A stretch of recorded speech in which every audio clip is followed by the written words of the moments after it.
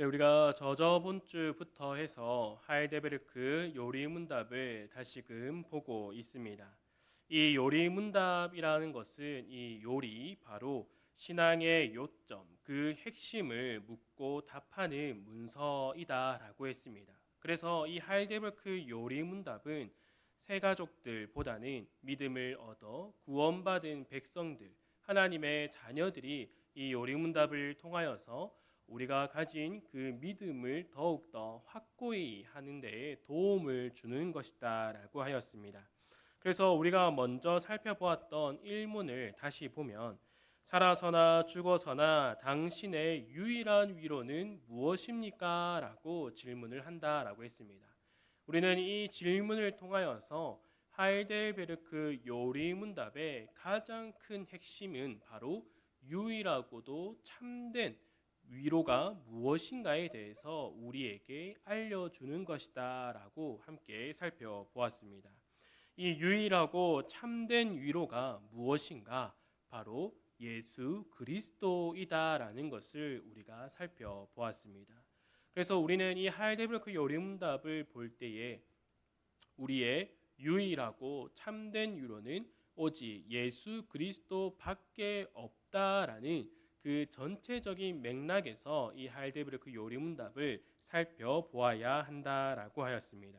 그래서 이 일문에 대한 답으로 살아서나 죽어서나 나는 나의 것이 아니요 몸도 영혼도 나의 신실하신 구주 예수 그리스도의 것입니다. 그리스도께서는 그의 보혈로 나의 모든 죄값을 완전히 치르고 나를 마귀의 모든 권세에서 해방하셨습니다. 또한 하늘에 계신 나의 아버지의 뜻이 아니면 머리털 하나도 땅에 떨어지지 않도록 나를 보호하시며 참으로 모든 것이 합력하여 나의 구원을 이루도록 하십니다. 그러함으로 그의 성신으로 그분은 나에게 영생을 확신시켜 주시고 이제부터는 마음을 다하여 즐거이 그리고 신속히 그를 위해 살도록 하십니다. 라고 이렇게 말해주고 있다라고 했습니다.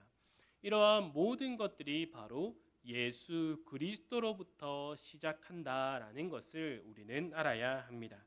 그리고 나서 이문에서는 이러한 위로 가운데 복된 인생으로 살고 죽기 위해서 당신은 무엇을 알아야 합니까? 라는 질문이 이어지고 있습니다. 이에 대한 답으로 다음 세 부분을 알아야 한다라고 말을 하고 있죠. 첫째로는 나의 죄와 비참함이 얼마나 큰가. 둘째로는 나의 모든 죄와 비참함으로부터 어떻게 구원을 받는가. 셋째, 그러한 모든 구원을 주신 하나님께 어떻게 감사를 드려야 하는가에 대해서 알아야 한다라고 답을 해주고 있습니다. 이렇게 하이데베르크 요리문답은 우리에게 유일하고 참된 위로는 예수 그리스도이다라는 것을 말해주고 나서 바로 곧 이어서 그 위로 가운데 복된 인생으로 살고 죽기 위해서는 무엇을 알아야 합니까? 라고 이어서 묻고 있습니다. 무엇을 알아야 구원을 받습니까? 이렇게 질문을 하고 있는 것이 아니라 이미 믿음으로 구원받은 자가 구원받은 자의 복된 인생을 살아가기 위하여서 무엇을 알아야 하는가에 대해서 질문을 하고 있다라는 것이죠. 라면을 어떻게 끓여야지 제일 맛있을까요? 스프를 먼저 넣어야 됩니까? 아니면 면을 먼저 넣어야겠습니까? 아마 어떤 분들은 면을 먼저 넣어야 한다라 말을 하고 어떤 분들은 또 스프를 먼저 넣어야 한다라고 말을 하지만 제일 맛있게 끓이는 방법은 그 라면 뒷면에 있는 조리법대로 하는 게 제일 맛있습니다. 왜냐하면 그 라면을 개발한 사람들이 얼마나 그 라면을 많이 끓여 먹어봤겠습니까? 그 중에서 가장 제일 맛있는 방법을 소개해주고 있습니다. 그런데 우리는 라면 끓일 때 그 뒷면을 보고 끓입니까? 그렇지 않죠.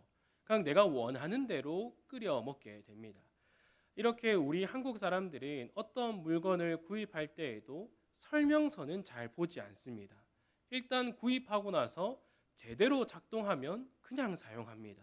그 기계에 어떠한 기능이 있는지도 모르고 우리가 사용한다라는 거죠.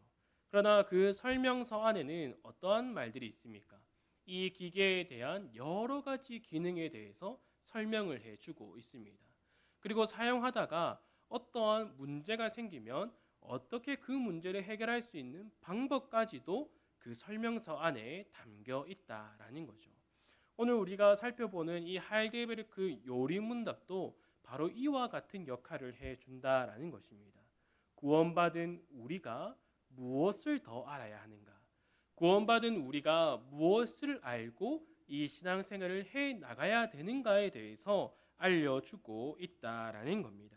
그래서 우리는 구원받기 위하여서 이 하이델베르크 요리문답을 보는 것이 아니라 구원받은 자로서 이미 예수 그리스도를 통하여서 이미 구원받은 자로서 우리의 이 믿음을 확인하고 또한 이 믿음을 더욱더 굳세게 하기 위하여서 이 하이델베르크 요리문답을 함께 살펴보아야 한다라는 것입니다.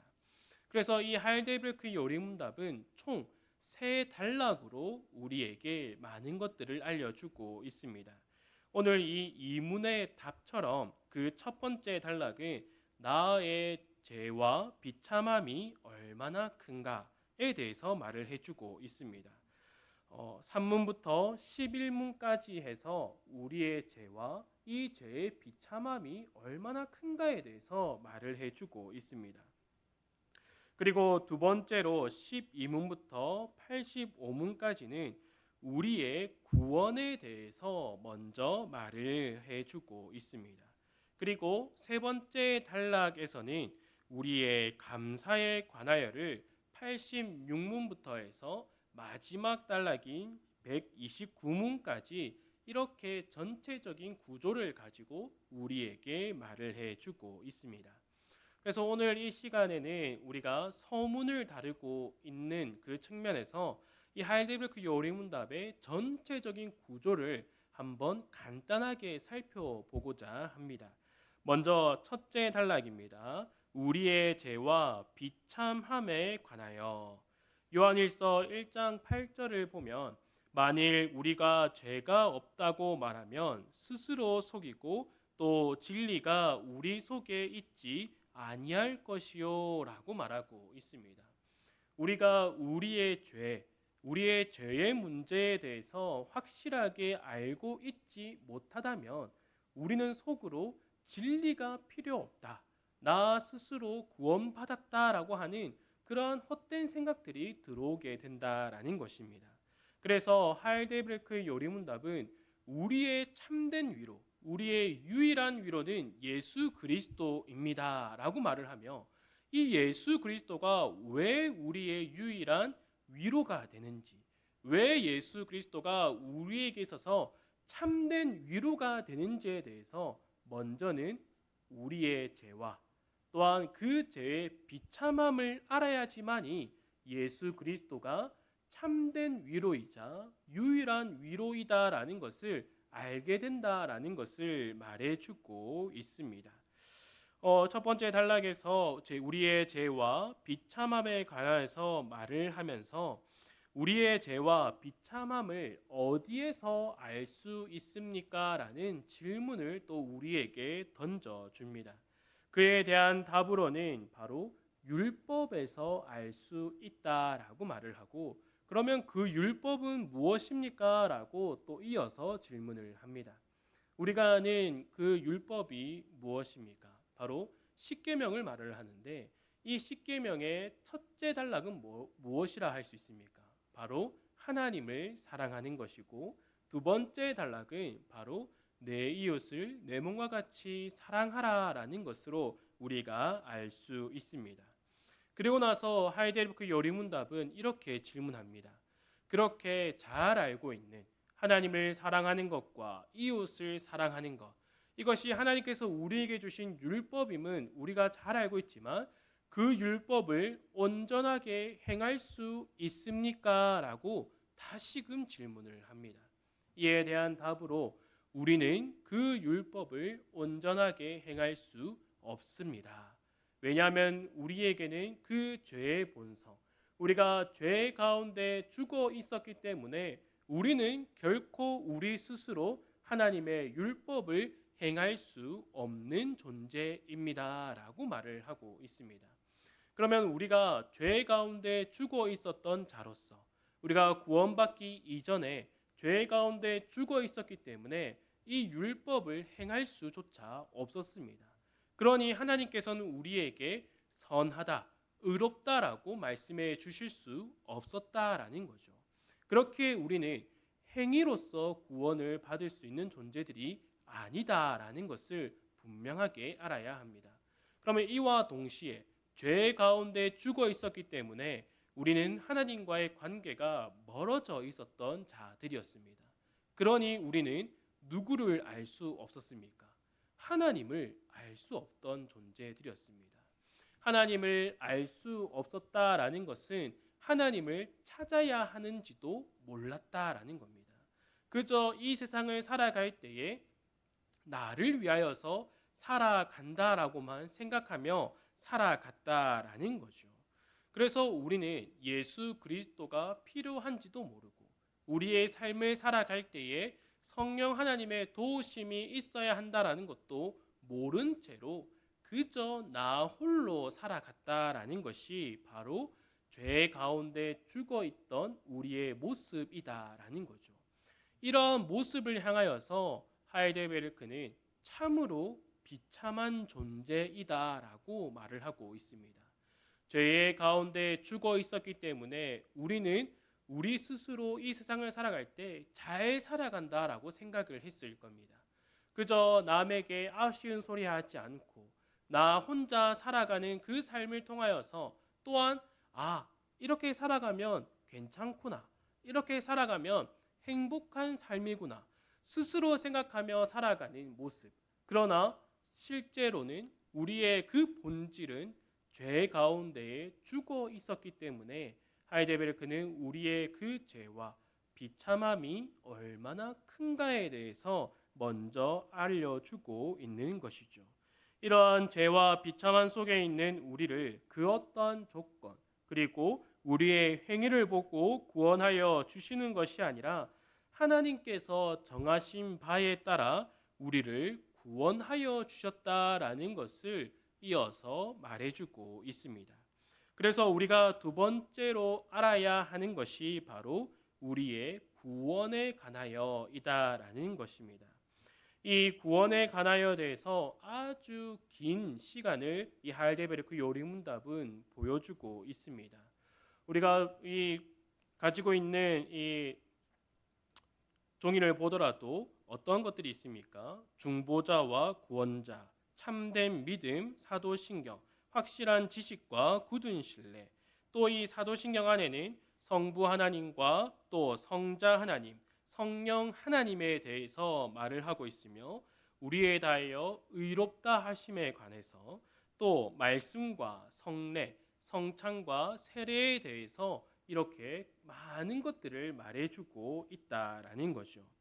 요한복음 17장 3절에서도 영생은 곧 유일하신 참 하나님과 그가 보내신 자 예수 그리스도를 아는 것이니다라고 말하고 있습니다.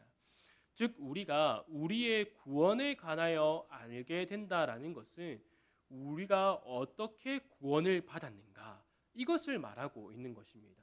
구원받은 우리를 말하고 있는 것이 아니라 우리를 구원하여 주신 하나님, 예수님, 성령님은 어떤 분인가에 대해서 말을 해준다라는 것이죠. 이 하이델베르크의 요리 문답이 무엇을 말한다고 했습니까? 신앙의 핵심이 무엇인가에 대해서 말을 해주는 것이다 라고 했습니다. 그러면 우리의 신앙의 핵심이 무엇이 되어야겠습니까? 구원받은 나에 초점을 두는 것이 아니라 나를 구원하신 하나님의 우리의 신앙에 초점을 두어야 한다라는 것을 말해주고 있는 것이죠. 우리가 죄 가운데 죽어 있을 때에는 하나님과의 관계가 완전히 단절되어 있었습니다. 우리 스스로 하나님을 찾을 수 없었다라는 거죠. 그러나 하나님께서는 우리를 정하신 때에 불러주셨고 예수 그리스도를 통하여서 구원을 받아 하나님과의 관계가 회복되었습니다. 회복된 우리는 이제 하나님을 알아갈 수 있는 존재로 부름을 받았다라는 거죠. 그리고 예수 그리스도를 닮아가며 그 예수 그리스도를 통하여서 우리 안에서 역사하시는 성령 하나님에 대해서 알 수 있게 된 자임을 우리는 분명하게 알아야 한다라는 것입니다. 그래서 우리의 구원에 관하여라는 이 두 번째 단락에서 먼저 중보자와 구원자가 누구인가에 대해서 우리에게 알려주고 있습니다. 이를 말해주는 것은 어떤 이들은 우리의 구원이 반쪽짜리 구원이다라고 말하는 자들이 있다라는 겁니다. 그래서 그 반은 우리의 행위로 채워나가야 한다라고 말하는 자들이 있었다라는 거죠. 그리고 그 반을 만약에 우리가 채우지 못한다면 언제라도 구원에서 탈락될 수 있다라고 말하는 자들이 있었다라는 겁니다. 그러나 예수 그리스도를 통한 구원은 그렇지 않다라는 거죠. 우리의 유일한 중보자이시자 구원자이신 예수 그리스도만으로 우리는 우리의 구원을 더욱더 확신해야 한다라는 것입니다. 그러면 이 확신은 어디에 나오는가? 우리가 늘 예배 시간에 고백하는 사도신경에 그 확신에 찬 고백들이 나온다라는 겁니다. 우리는 사도신경이라고 해서 사도들이 기록했다라고 생각할 수도 있습니다. 이 사도신경이 딱 12문장으로 나눌 수 있습니다. 그래서 12사도들이 한 문장 한 문장씩 고백함으로 만들어진 것이 사도신경이구나 이렇게 말을 하는 사람들이 있지만 그렇지 않습니다.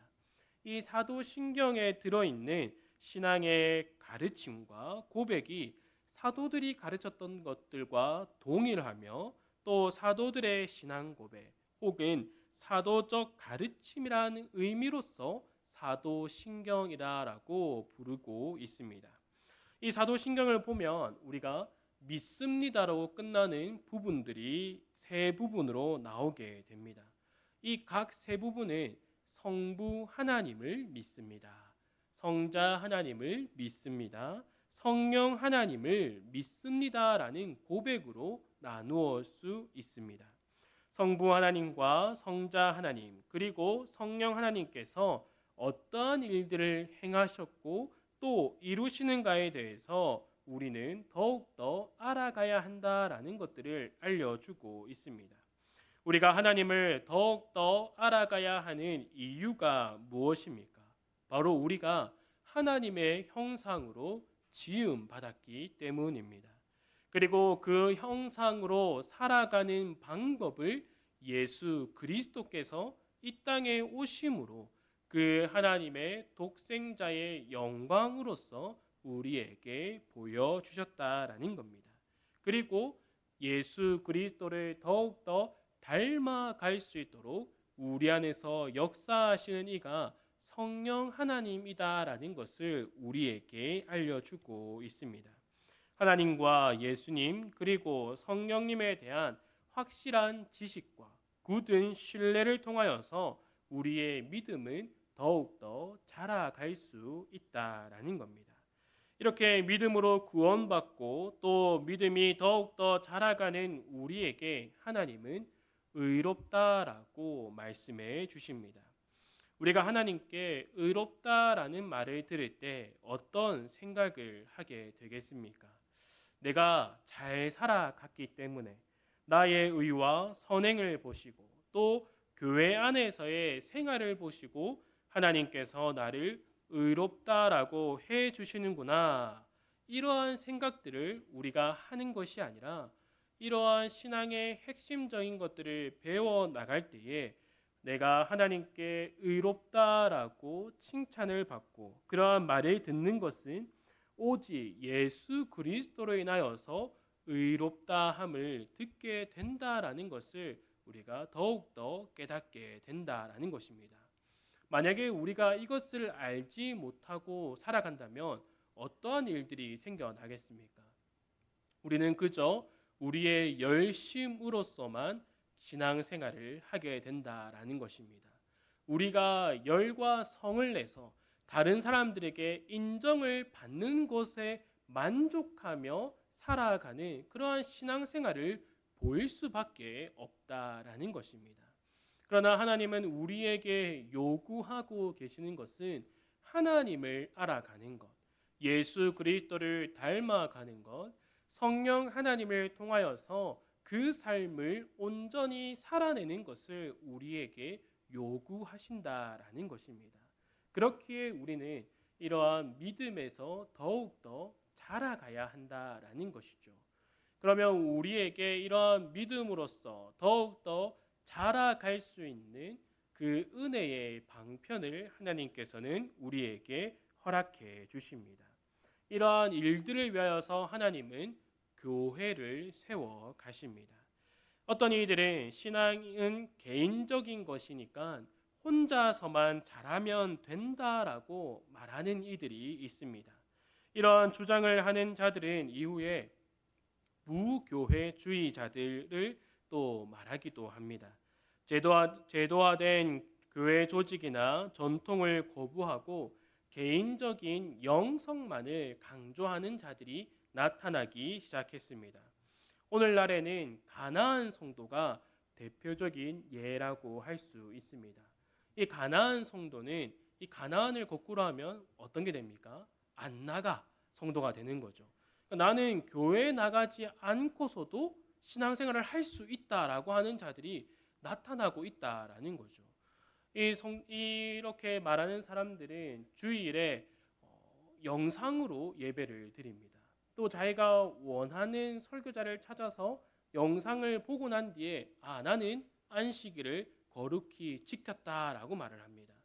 교회에 나아가서 여러 성도들과 교제하는 가운데서 일어나는 일들 때문에 마음의 상처를 얻거나 다른 그 관계적인 문제를 겪지 않고 나 혼자 신앙생활을 해 나가면 된다라고 생각하는 사람들이 많이 늘어나고 있다라는 겁니다. 이러한 성도들은 자신의 개인적인 영성, 자신의 신앙만을 지키면 된다라고 생각하며 살아간다라는 거죠. 그러나 하나님은 그렇게 우리를 부르시지 않았습니다. 거룩한 개인으로서 부른 것이 아니라 거룩한 무리로 우리를 부르셨다라는 거죠. 그래서 하나님은 교회를 세우시고 그리스도를 머리로 하는 그의 몸인 교회를 하나님께서는 계속해서 세워 가신다라는 겁니다. 그래서 우리는 이 교회에 모여서 무엇을 하게 됩니까? 바로 하나님의 말씀을 듣게 된다라는 것입니다. 하나님은 이러한 말씀, 선포된 말씀을 통하여서 그 믿음을 더욱더 굳게 해 주신다라는 거죠. 그리고 성찬과 세례를 통하여서 이 성례를 통하여서 우리가 가진 그 믿음을 더욱더 굳게 그리고 확신할 수 있도록 만들어 주신다라는 겁니다. 이렇게 구원의 확신을 가진 성도는 어떠한 삶을 살아가야겠습니까? 그게 바로 이 하이데벨크 요리문답 세 번째 단락인 우리의 감사에 관하여 부분입니다. 86문부터 129문까지 이루어지는 이 세 번째 단락에서 이렇게 구원의 확신을 가지게 된 우리는 이제 어떠한 삶을 살아가야 하는가에 대해서 말해주고 있습니다. 로마서 6장 13절을 보면 또한 너의 지체를 불의의 무기로 죄에게 내주지 말고 오직 너희 자신을 죽은 자 가운데서 다시 살아난 자 같이 하나님께 드리며 너희 지체를 의의 무기로 하나님께 드려라 이렇게 말하고 있습니다. 이에 대한 첫 번째로 바로 회개를 말하고 있습니다.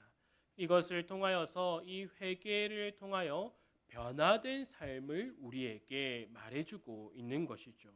우리의 죄의 비참함을 깨닫고 또 우리의 구원에 대하여 알고 믿음이 자라가는 성도는 바로 회개의 모습이 먼저 나타난다라는 것입니다. 여기서 말하는 회개란 그저 죄를 입으로 고백하는 것을 말하고 있는 것이 아닙니다. 죄 가운데 죽어 있음으로 행하였던 그 삶이 완전히 변화되는 것을 말해주고 있습니다. 이전에 죄 가운데 죽어 있었기 때문에 율법을 행할 능력이 우리에게는 없었습니다. 그러나 이제 구원을 받고 하나님과의 관계가 회복된 우리는 율법을 행할 능력이 예수 그리스도를 통하여서 우리에게 주어졌다라는 겁니다. 저는 지금 율법을 행함을 통하여서 구원을 받는다, 이것을 말하고 있는 것이 아닙니다. 이미 구원을 받은 우리는 이제 그리스도를 통하여서 율법을 행할 수 있다라는 것을 말하고 있는 겁니다. 하나님께서 주신 율법의 가장 큰 명령이 무엇이었습니까? 바로 하나님을 사랑하는 것이었습니다. 이전에 죄 가운데 죽어 있었던 우리는 하나님을 사랑할 수조차 없었습니다. 그러나 예수 그리스도를 통하여 구원받은 우리는, 우리의 구원을 깊이 깨달은 우리는 예수 그리스도를 통하여서 하나님을 사랑할 수 있는 자가 되었다라는 거죠. 그리고 두 번째, 내 이웃을 내 몸과 같이 사랑하라는 그 명령도 우리가 어떠한 다짐이나 결단으로서 이웃을 사랑하는 것이 아니라 우리가 받은 그 구원의 감격으로, 이 구원의 감격이라고 하였을 때는 무엇이 담겨 있겠습니까? 바로 하나님의 택하심과 그 택하심에 따라서 하나님의 그 뜻에 순종하신 예수 그리스도의 죽으심, 피 흘리심, 그로 인하여서 우리가 의롭다함을 받는 것, 또한 그로 인하여서 성령 하나님이 우리 안에 주어졌다라고 하는 그 구원의 감격으로 인하여서 우리가 이웃을 사랑할 수 있는 자로 변화되었다라는 것을 알게 된다라는 것입니다. 새 생명을 얻은 우리는 이제 무엇을 알게 된다라고 말을 하고 있습니까? 우리의 죄와 우리의 비참함이 얼마나 컸었는가. 그러한 존재이지만서도 하나님께서는 창세전에 우리를 구원하시겠다라는 그 뜻에 따라서 예수 그리스도께서 우리를 구원하여 주셨으며, 또한 구원받음을 더욱더 깨닫기 위하여서 성령 하나님께서 우리 안에서 역사하신다라는 것을 우리가 더욱더 분명하게 깨닫게 된다라는 것입니다. 이러한 하나님의 사랑이 우리 안에 주어짐에 따라서 우리의 삶이 변화된다라는 것을 바로 우리의 입에서 나오는 그 감사로 우리가 알게 된다라는 것입니다. 우리 안에 주어진 하나님의 사랑으로 하나님을 사랑하고 하나님의 사랑으로 이웃을 사랑하는 삶으로 변화되었다라는 그런 고백이, 또한 그러한 삶이 우리의 삶에서 이제 나온다라는 것입니다. 그리고 나서 하이델베르크의 요리문답은 마지막으로 기도에 대해서 말을 하고 있습니다. 이렇게 하나님의 은혜로, 하나님의 사랑으로 우리가 변화된 삶을 살아가는데 왜 성도는 기도해야 합니까? 라고 질문을 던집니다. 우리도 그렇지 않습니까? 우리가 하나님의 사랑으로, 하나님의 뜻으로, 또한 성령 하나님의 인도하심으로 그 구원받은 삶을 살아가는데 그 삶에 그저 우리가 가면 되는데 왜 우리가 기도해야 합니까? 라고 질문을 할 수 있습니다. 그러나 하이델베르크 요리문답에서 말하고 있는 것이 무엇입니까? 우리는 날마다 하나님 앞에 엎드려 탄식함으로, 기도함으로 하나님의 자녀로 살아갈 수 있는 힘을 얻게 됩니다. 이것을 말해주고 있습니다. 그리고 하나님께서 우리의 기도를 들어주신다라는 것을 통하여서 우리는 날마다 하나님의 자녀임을 더욱더 확신하게 됩니다. 이것을 말해주고 있습니다. 그래서 구원받은 삶을 살아가는 성도들은 영혼과 또 몸에 필요한 모든 것을 기도로 간구하며 살아가야 한다라는 것을 우리에게 알려주고 있습니다. 그리고 나서 이 하이데베르크 요리문답은 주기도에 대해서 우리에게 다시금 알려주고 있습니다. 이 주기도를 알려주는 것은 이 예수님께서 가르쳐 주신 기도에 우리가 무엇을 기도해야 하는가가 다 담겨 있기 때문에 이것을 말해주고 있습니다. 그리고 나서 하이데베르크 요리문답의 제일 마지막 단락인 129문은 주기도의 맨 마지막에 나오는 아멘에 대해서 말을 하고 있습니다.